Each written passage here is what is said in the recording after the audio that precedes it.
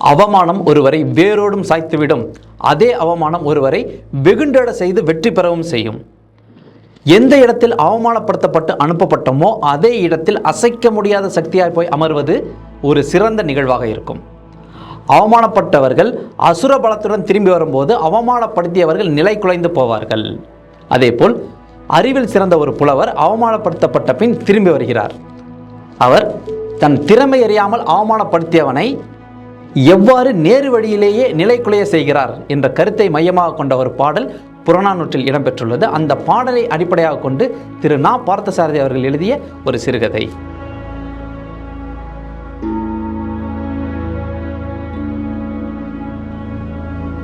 ஒருமுறை பெருஞ்சித்திரனார் அப்படிங்கிற புலவர் வெளிமான் அப்படிங்கிற ஒரு சிற்றரசனை சந்தித்து உதவி பெறுவதற்காக போயிருந்தார்.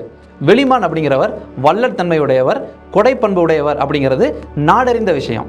ஆனால் அவரோட தம்பி இளவெளிமான் ஒருத்தர் இருக்காரு. அண்ணனோட பண்புகளுக்கு அப்படியே நேரெதிரானவர். அவரோட வயதுக்கு தகுந்த மாதிரி சிறுமை உள்ளம் கொண்டவர். யாருக்கும் உதவும் எண்ணம் அவருக்கு கொஞ்சம் கூட கிடையாது. பெருஞ்சித்திரனார் வெளிமான தேடி அரண்மனைக்கு போகும்போது அவர் மிகுந்த களைப்பால தூங்குறதுக்காக பள்ளி அறைக்கு போயிட்டாரு. ஒரு காவலன் கிட்ட சொல்லி அனுப்பியிருக்காரு பெருஞ்சித்திரனார், நான் ஒருத்தன் உதவி கேட்டு வந்திருக்கேன் அப்படின்னு போய் வெளிமான் கிட்ட சொல்லு அப்படின்னு. காவலன் நேராக போயிட்டு வெளிமான் கிட்ட சொல்லியிருக்காரு, இது மாதிரி புலவர் ஒருத்தர் வந்திருக்காரு அப்படின்னு. அவர் சொல்லிட்டு இருக்கும் போதே இளவெளிமான் பக்கத்தில் நின்றுருக்காரு. இப்போ வெளிமானுக்கு ரொம்ப களைப்பாக இருந்ததுனால இப்போ போய் தன்னால் புலவரை வரவேற்று உபசரிக்க முடியாது அப்படிங்கிற காரணத்தினால அப்புறம் போயிட்டு வாங்க அப்படின்னு சொன்னாலும் புலவர் வருத்தப்படுவாரே அப்படிங்கிறதுனால தன்னோட தம்பியை பார்த்து, தம்பி புலவர் ஒருத்தர் வந்திருக்காரு, அவருக்கு போயிட்டு அவருக்கு என்ன வேணுமோ அதை நீ செய், எனக்கு ரொம்ப களைப்பு மிகுதியாக இருக்குது, அதனால் நான் தூங்குறேன், இல்லை என்னை அவர் பார்த்துட்டு தான் போகணும் அப்படிங்கிற மாதிரி அவர் சொன்னார்னா அவர் இன்றைக்கி பூரா தங்குறதுக்கு ஒரு ஏற்பாடு செஞ்சு கொடு, நான் தூங்கி எழுந்ததுக்கப்புறம் போய் நான் அவரை பார்க்குறேன் அப்படின்னு சொன்ன உடனே வெளிமான் கூறிட்டு இருந்த எதையுமே கேட்காம இளவெளிமான் ஏதோ ஒரு முகட்டை பார்த்துக்கிட்டு அப்படியே நின்று இருந்திருக்காரு. அதை பார்த்த வெளிமான், தம்பி நான் உங்ககிட்ட தான் பேசிகிட்டு இருக்கேன், நீ அங்கங்கே பராக்க பார்த்துட்டு இருக்கேன், நான் பேசுகிறதெல்லாம் உன் காதில் விழுவுதா விழுவலையா அப்படின்னு சற்று இறைச்சலான குரலை கேட்டிருக்காரு. இவர் திரும்பி, அண்ணா நீங்கள் பேசுகிறதெல்லாம் காதில் விழுவுது, இந்த புலவர்களே இப்படி தான் நேரங்காலம் தெரியாமல் வந்து தொந்தரவு பண்ணுவாங்க, இந்த புலவர்களாலே பெரிய தொந்தரவாக போச்சு, இதுக்கு நான் ஏன் போய் பார்க்கணும், இந்த காவலன்கிட்டே ஏதாவது காசு கொடுத்து விட்டா அவர் கொடுத்துட்டு வந்துட போகிறாரு அப்படின்னு ஒரு அலட்சியமான குரலில் பதில் சொல்லியிருக்காரு. தம்பி நீ யார்கிட்ட பேசிகிட்டு இருக்க, என்ன பேசிகிட்டு இருக்கன்னு தெரிஞ்சாமல் பேசிகிட்டு இருக்கியா, நீ என் உடன் பிறந்தவன்கிற ஒரே காரணத்துக்காக உன்னை நான் விட்டுடுறேன், இதே வேறு யாராவது பேசியிருந்தாங்கன்னா அவங்களோட நாக்கு என்னோட கத்தி முனையில் என்ன இருந்திருக்கும் அப்படின்னு மிக கடுமையான குரலில் பேசியிருக்காரு. சுற்றி அந்த அத்தனை பேருமே திகச்சு போயிட்டு இருக்காங்க. அண்ணா கோவப்படாதீங்க, நான் போய் பார்த்துக்கிறேன், என்னை மன்னிச்சிருங்க அப்படின்னு சொல்லிட்டு இளவெளிமான் வெளியில் போயிருக்காரு. இதை பார்த்த வெளிமான், சரி தம்பி போய் இனிமேல் பார்த்துக்குவாரு அப்படின்னு தன்னை மறந்த தூக்கத்தில் லைத்து போனார். ஆனால் வெளியில் நடந்தது முற்றிலும் மாறுபட்ட நிகழ்ச்சி. இளவெளிமான் வெளியில் போயிட்டு புலவரை வரவேற்கவும் இல்லை, எதுக்கு வந்தீங்க ஐயா அப்படின்னு பண்போடையும் கேட்கல. பெருஞ்சித்திரனாரோட தகுதி என்னன்னே தெரியாமல் 2-3 பொற்களஞ்சிகள் எடுத்து அப்படி தூக்கி வீசிட்டு, பிச்சைக்காரருக்கு போடுறது மாரி தூக்கி வீசிட்டு, ஓய் புலவரே அதை எடுத்துக்கிட்டு போங்க, என் அண்ணன் தூங்கிட்டு இருக்கான், அவனெல்லாம் இப்போ பார்க்க முடியாது, பின்னொரு சமயத்தில் வந்து பாருங்க அப்படின்னு சொல்லிட்டு திரும்பி கூட பார்க்காம போயிட்டே இருந்திருக்கான். தன்னோட இந்த பண்பற்ற செயலால் புலவரோட மனது எந்த அளவுக்கு காயப்படும் அப்படிங்கிறத அவன் சிறிதும் உணரலை. பெருஞ்சித்திரனாரோ தனக்கு வந்த ஆத்திரத்தை முழுவதும் அடக்கி கொண்டு அவன் வீசியறிந்த அந்த காசை எடுக்காமல் கோபத்தோடு திரும்பி சென்றார். போகும்போது இவனது இந்த செயலுக்கு கண்டிப்பாக பதிலடி கொடுப்போம் என்ற சங்கல்பத்தை மனதுக்குள் பதித்து கொண்டே போனார். நாட்கள் கழிந்தன. பெருஞ்சித்திரனார் இளவெளிமானால் அவமானப்படுத்தப்பட்டு ஊர் திரும்பினார் அப்படிங்கிற செய்தி வெளிமானுக்கு தெரியாது. இளவெளிமான் அண்ணன் கிட்ட என்ன சொல்லியிருக்காருன்னா, நான் புலவரை உபசரித்து நல்ல முறையில் வரவேற்று அனுப்பியிருக்கேன்னா அப்படின்னு போய் சொல்லியிருக்காரு.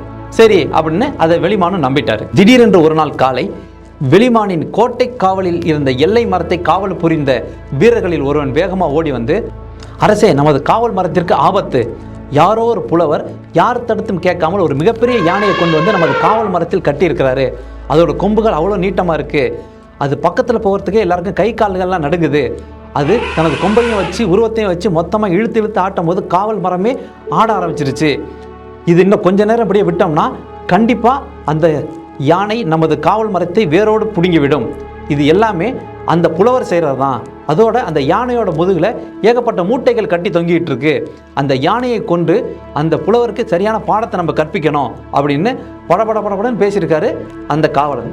அரசன் வெளிமான் தனது தம்பி இளவெளிமானோட ஒரு சில வீரர்களையும் அழைச்சிக்கிட்டு மிகுந்த கோபத்தோடு தனது காவல் மரத்தை நோக்கி போயிருக்காரு. அங்கே போய் பார்த்தா உண்மையிலே காவலன் சொன்ன மாதிரி மிகப்பெரிய யானை ஒன்று நின்று மரத்தை இழுத்து ஆட்டிக்கிட்டு இருந்திருக்கு. இவரது கோபம் உச்சத்துக்கு போயிருச்சு. யானைக்கு அருகில் இருக்கும் புலவர் யார் அப்படிங்கிறத மன்னர் பார்த்தாரு. அவர் பெருஞ்சித்திரனார் அப்படிங்கிறத பார்த்துட்டு ஆத்திரம் எல்லாமே ஆச்சரியமாக மாறிச்சு. அவருக்கு பக்கத்தில் இருந்த இளவெளிமான் திருடனுக்கு தேள் கொட்டின மாதிரி திடுக்கிட்டான். மன்னரை பார்த்ததும் புலவர் ஏதோ மந்திரத்தால் செய்தது போல் யானை ஏதோ செஞ்ச உடனே யானை அந்த மரத்தை ஆட்டுறதை நிப்பாட்டிட்டு அப்படியே அமைதியாக இருந்துச்சு. சுற்றி இருந்த அத்தனை பேருமே திகச்சு போயிட்டாங்க. இவர் என்ன பண்ணாரு, பார்த்த உடனே யானை அப்படியே அமைதியாயிட்டே அப்படின்னு. புலவரை பார்த்து மன்னன் வெளிமான் கேட்குறாரு, பெருஞ்சித்திரனாரே என்ன இது, எனது காவல் மரம் உங்களுக்கு என்ன குற்றத்தை செஞ்சிச்சு அப்படின்னு. பெருஞ்சித்திரனார் நிதானமாக சொல்றாரு, உங்களது காவல் மரம் எந்த குற்றமும் செய்யலை, மரத்தை விட ஒரு சில மனிதர்கள் தான் மோசமாக செயல்படுறாங்க அப்படின்னு சொல்லிட்டு தனது பார்வையை பக்கத்தில் இருந்த இளவெளிமான் கிட்ட கொண்டு போயிருக்காரு புலவர். சவுக்கால் அடிப்பது போல் இளவெளிமான் உணர்ந்தார். அரசே, யானை மீது உள்ள மூட்டைகள் எல்லாமே பொற்களஞ்சிகளால் நிரப்பப்பட்டது. அது எனது தகுதியை உணர்ந்து எனக்கு பரிசிலாக கொடுக்கப்பட்டது.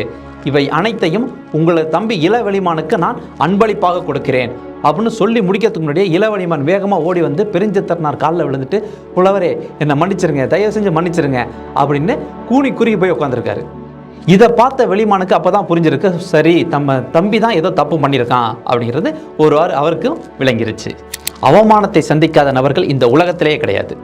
அப்படி யாராவது ஒருத்தங்க இருக்கிறாங்க அப்படின்னா அவங்க வாழ்க்கையில் கண்டிப்பாக ஒரு வெற்றியை கூட சந்திச்சிருக்க மாட்டாங்க. ஏன், வெற்றிக்கான முயற்சியில் கூட அவங்க ஈடுபட்டிருக்க மாட்டாங்க.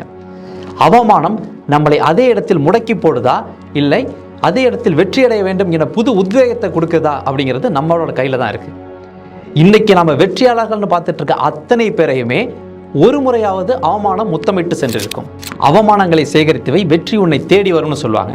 உங்களை யாராவது அவமானப்படுத்தினாலோ, யாராவது உங்கள் மீது பொறாமைப்பட்டாலோ, உங்கள் மீது எதிர்மறை விமர்சனங்கள் செய்கிறாங்களோ அப்படின்னா கண்டிப்பாக நீங்கள் சரியான திசையில் வெற்றியை நோக்கி போயிட்டுருக்கீங்க அப்படிங்கிறத மட்டும் மறந்துடாதீங்க. அவமானத்தால் துவண்டு போயிருக்கும் நபர்களுக்கு இந்த வீடியோவை ஷேர் பண்ணுங்கள். இந்த வீடியோவை பற்றிய உங்களது கருத்துக்களை கமெண்டில் பதிவிடுங்க. இதுபோல் பல கதைகளை பார்க்க நம்ம சேனலை சப்ஸ்கிரைப் பண்ணிடுங்க. மீண்டும் ஒரு கதையுடன் சந்திப்போம்.